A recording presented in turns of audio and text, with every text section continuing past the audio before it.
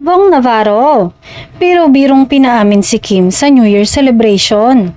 Naging usap-usapan ng madlang people ang kulitan kanina sa It's Showtime matapos biruin ni Bong si Kim tungkol sa kung saan at kanino nito ipinagdiwang ang New Year. Sa isang masayang eksena sa programa, pabirong pinilit ni Bong si Kim na umamin. Dahilan para mapatawa hindi lamang ang mga co-host kundi pati ang live audience.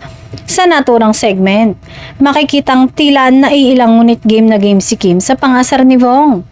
Paulit-ulit na tinatanong ng kapamilya host kung sino ang kasama ni Kim noong pagsalubong ng bagong taon.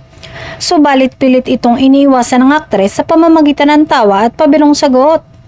Agad namang nakisabay sa kulitan sina Vice Ganda at iba pang host na lalo pang nagpainit sa eksena.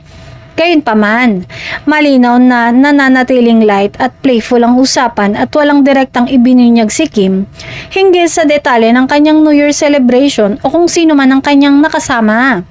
Dahil dito, mabilis na umani ng reaksyon sa social media ang naturang tagpo. May mga netizen na kinilig, may natawa at may nagsabing natural lamang ang ganitong asaran sa It's Showtime, lalo na sa pagitan ng magkakaibigang host na matagal nang nagsasama sa programa.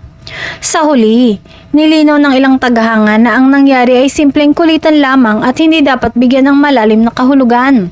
Patunay lamang umano ito ng magandang samahan at komportableng relasyon ng mga host ng It's Showtime na patuloy na nagbibigay saya at aliw sa madlang people araw-araw.